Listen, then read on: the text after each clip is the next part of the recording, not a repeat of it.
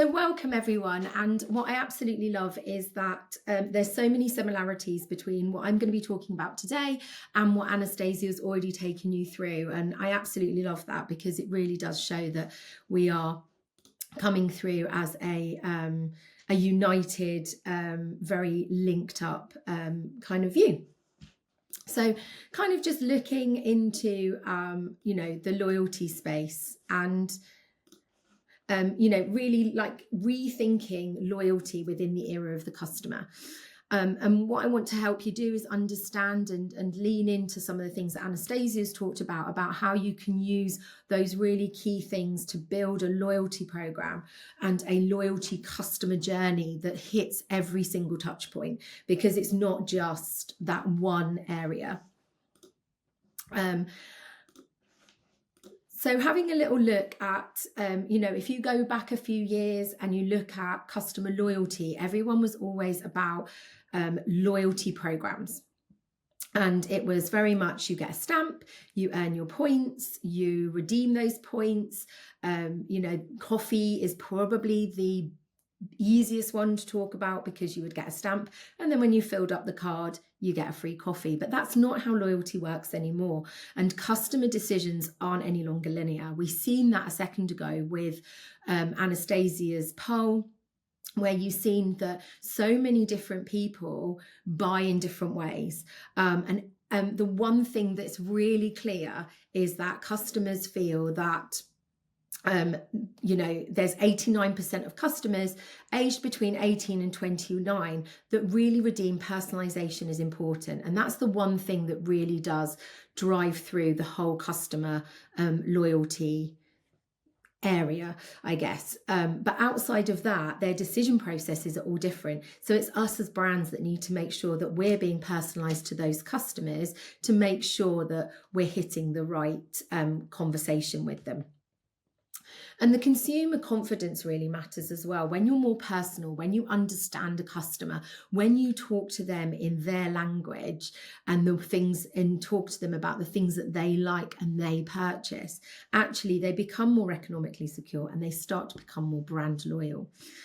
And then on top of that, it really is about shifting the mindset of going from being very transactional, very revenue driven from a brand perspective, but actually flipping it on its head and making it more emotional, making it a much more connected process between yourself and your customers. And what we've actually seen is that emotional loyalty and that emotional attachment does actually drive 43% more business value. So it's a really, really great number to be focused on when you're thinking about loyalty and loyalty programs.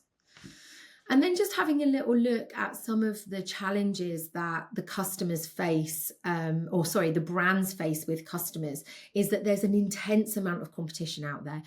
What you're selling, what you're purchasing, there's other brands that are doing the same. They're all competing for the same space, all competing for similar customers. So actually, how do we cut through that to make sure that it's your brand that they are looking at? And then also a lot of brands have said that they really struggle with personalization. They're not quite sure what to do. They're not sure where to start, and they have a huge amount of lack of personalization.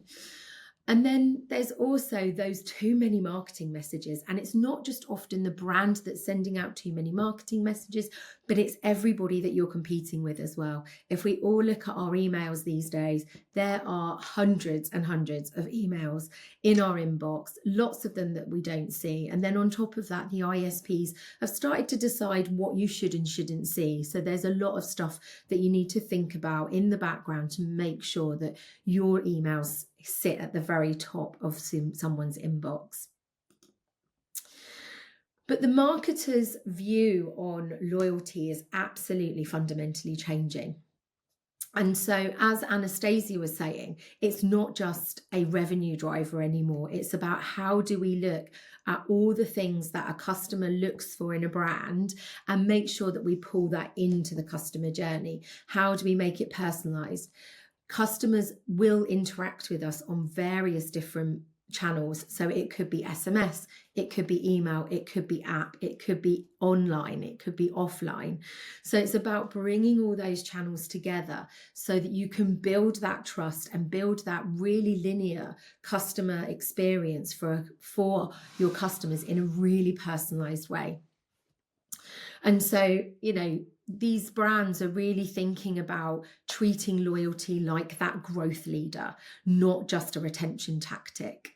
They're really thinking about how to uniquely position their loyalty and their loyalty programs within their customer journeys. So it seems very different to what's going on outside in other competitors, in other businesses. And then just having a little look at the different stages. And this is just a really basic customer journey. There are so many more areas that you can branch in and out of, but this gives a really clear, really straightforward place to start. And the customer journey and loyalty within that customer journey, whether it is customer loyalty from an overarching perspective, or whether it's within a program, an actual loyalty program, it should touch every single area of that customer's journey. You're talking about welcoming them and teaching them about the benefits of the welcome program.